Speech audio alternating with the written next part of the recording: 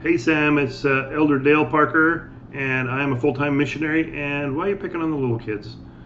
Go ahead, let's show you this. This is Mike Day, Dave Butler. Dr. Mike Day is right there in the circle there, and he will teach you all about the Great Apostasy. There's 3 hours and 43 minutes. He's on the Stick of Joseph doing this, and you can learn a lot from that. So I recommend that you listen to the Great Apostasy by Dr. Mike Day.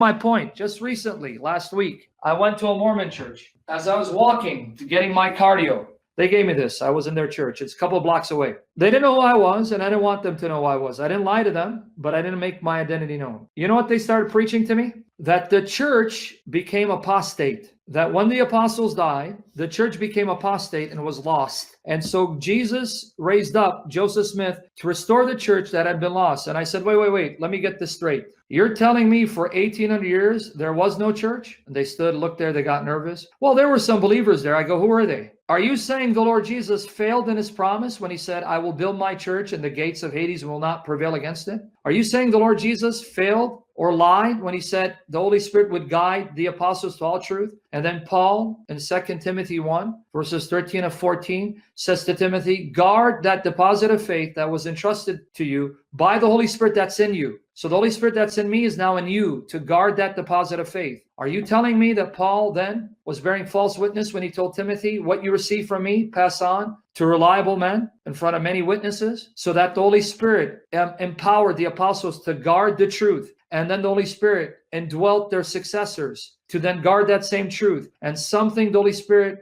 was promised to do until the Lord Jesus returns. You're saying that either Jesus lied or failed. Now, which one of you would say that the church apostatized in the 2nd century? When the last apostle died, the church went apostate, became corrupt, and so that the Lord Jesus had to then restore the church, and conveniently, he had to wait till the 19th century to do it. Is that what you believe? That would be blasphemy. That means you're attacking the scripture because you're saying either the scripture lied when Jesus made those promises because he didn't make those promises, or Jesus failed. Either position is blasphemous.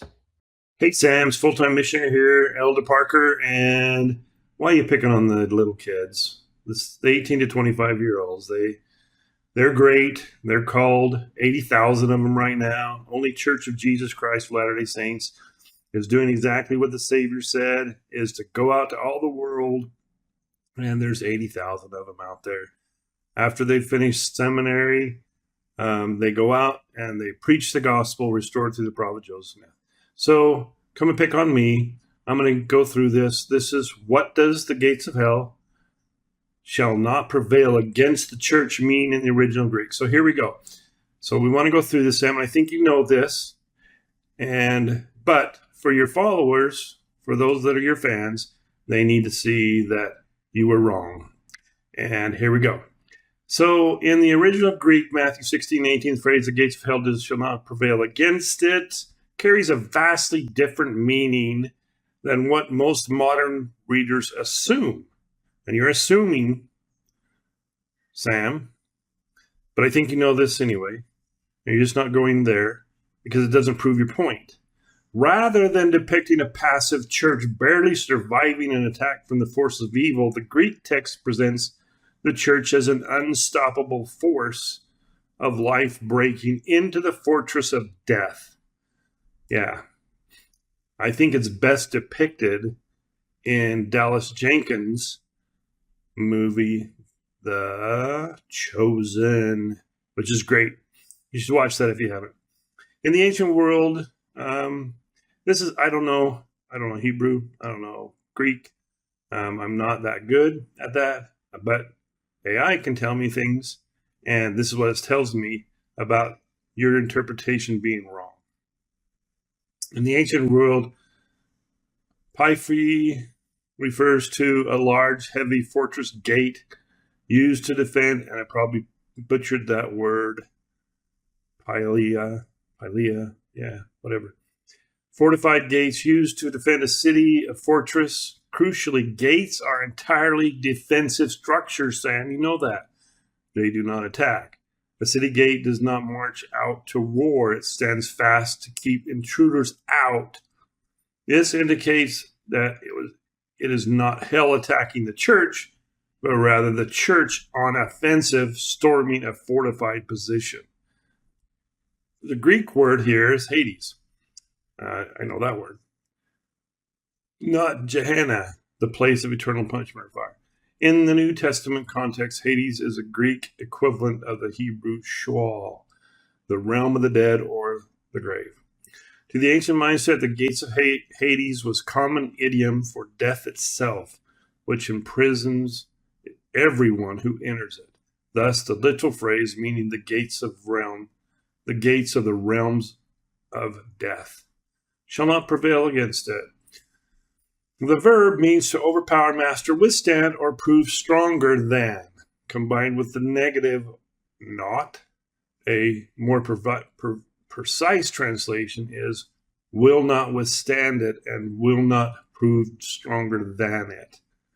The true meaning of the text, when put together, Jesus is declaring that the gates of hell will not be strong enough to keep the church locked out, nor will death be able to hold the church captive. Because Jesus was about to conquer death through his resurrection, the message of the gospel acts as a battering ram. The church is depicted as a rescue mission, advancing upon the prison house of the grave, and the defenses of death are completely powerless to stop it. Ultimately, the phrase is a promise of a victory over mortality and the certainty of the resurrection. There you go. That's your Bible study for the day for your fans. Thanks, Sam. Come pick on me anytime. One more point that you brought up, Sam. Okay, you have to make this point too. It wasn't convenience that the Lord had to wait till 1820 to restore the church through the prophet Joseph Smith. It wasn't convenience. It was because the church, the Catholic Church, was killing everybody because they would claim they're heretics. If Joseph Smith was born outside of the United States, a free nation with free religious freedom, he would have been snuffed out, just like your church tried to snuff out Martin Luther because he disagreed with them. And he was protected over there in Germany. And he's not a good guy either. Stuff he wrote about the Jews and their lies, not good stuff. But anyway, you just need to know that it wasn't conveniently for the Lord to do it, but he had to wait until a free nation was on the earth and they would stop killing people. However, they did kill Joseph. He died a martyr, just like all the other prophets. That's what I testify to in the name of Jesus Christ, and by the Spirit which is in me, even the Spirit of God. In the name of Jesus Christ, amen.